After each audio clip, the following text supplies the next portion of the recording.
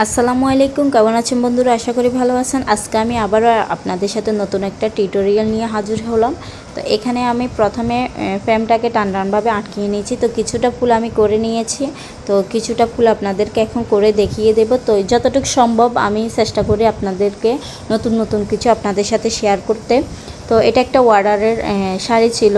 তো অনেক আসলে বিজি থাকা হয়, তবুও অনেক ব্যস্ততার মাঝেও আমি আপনাদের সাথে আমার কাজগুলো শেয়ার করতে চাই, যদি আপনাদের কোনো উপকারে আসতে পারে তার জন্য। তো এখানে আমি প্রথমে মাধবী ফুলগুলো এঁকে নিতেছি। তো এখানে আমি হোয়াইট পেস্ট দিয়ে সাদা কালারটা তৈরি করে নিয়েছি। তো আমি কাজের মাধ্যমে আপনাদের রঙটা কিভাবে তৈরি করেছি আপনাদেরকে বলে দেব।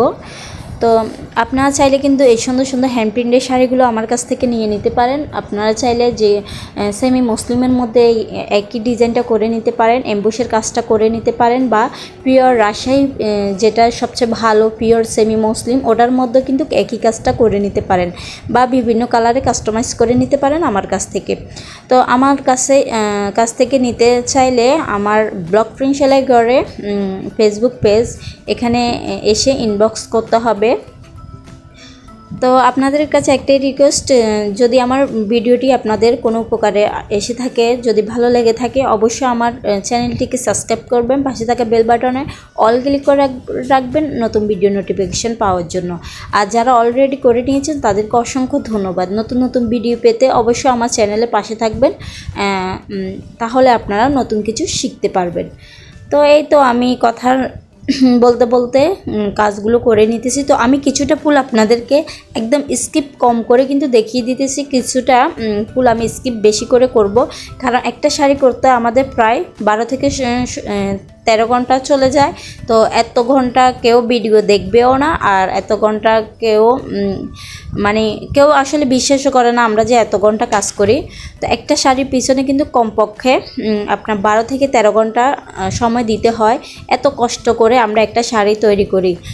তো এটা আমি কিছুটা অংশ আপনাদের সাথে শেয়ার করি শুধুমাত্র আপনারা শেখার জন্য।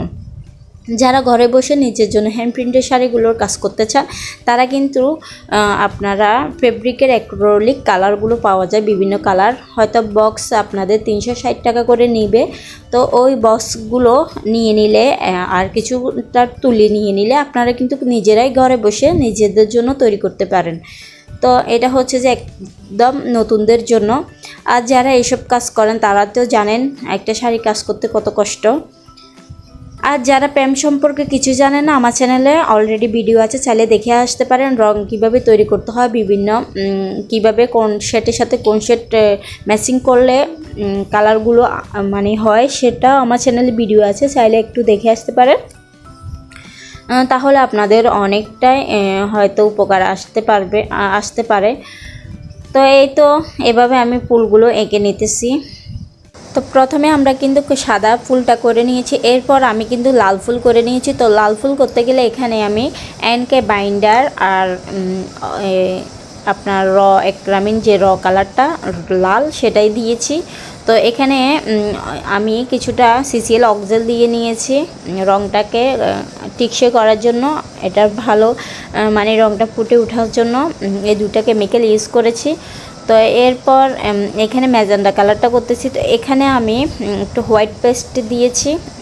তো আপনারা চাইলে কালারটা সঠিক আসার জন্য একটু হোয়াইট পেস্ট ইউজ করলে আপনার রঙটা ছড়িয়ে যাবে না, তার জন্য আপনি চাইলে হোয়াইট পেস্ট ছাড়াও কিন্তু রং তৈরি করে আপনারা শাড়ির মধ্যে কাজ করতে পারেন। তো এখানে আমি এরকম কয়েকটা কালার দিয়ে নিয়েছি।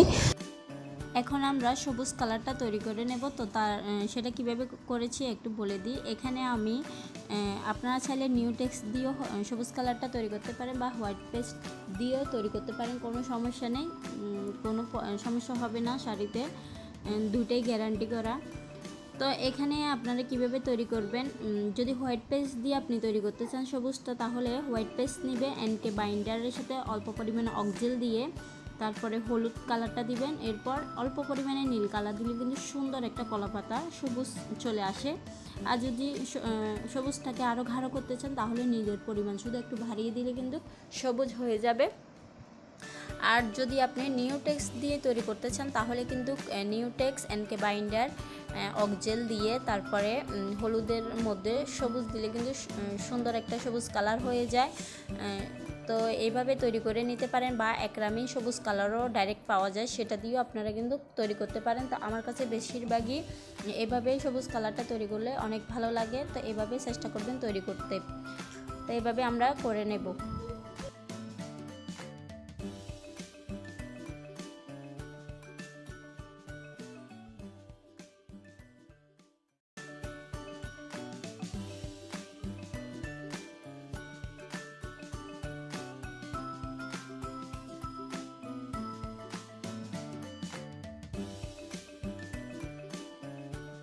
আরেকটা এখানে আমি বলতে ভুলে গিয়েছি, এখানে আমি যে পাতার মধ্যে যে হলুদটা দেখতেছেন এটা আমি এক্সট্রা হোয়াইট পেস্ট দিয়ে হলুদ তৈরি করে নিয়েছি, মানে পাতার কালারটা সুন্দর আসার জন্য। তো আমি একটু সবুজের সাথে হলুদ মিশ্রণ করে নিয়েছি।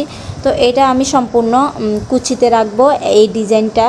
তো এভাবে আমি করে নিয়েছি। আর আঁচলটা আমি একদম শেষে আপনাদেরকে ফাইনাল লুকটা দেখিয়ে দিতেছি।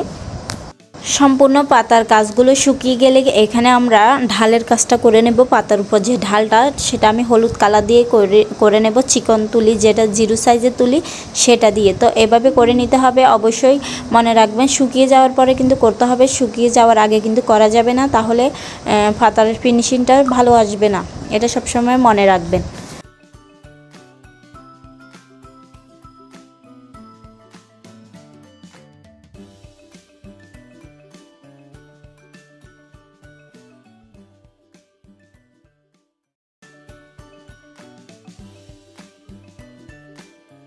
তো এটা আমার ফাইনাল লুক। এটা আমি আঁচলে রেখেছি ঠিক ডিজাইনটা এরকম করে। তো আপনারা চাইলে কিন্তু এই সুন্দর শাড়িটি আমার কাছ থেকে নিয়ে নিতে পারেন। আমি কিন্তু খুব কম প্রাইসে সেল দিয়ে থাকি। তো আজকের মতো এই পর্যন্ত, দেখাবো অন্য কোনো ভিডিওতে। আল্লাহ হাফেজ।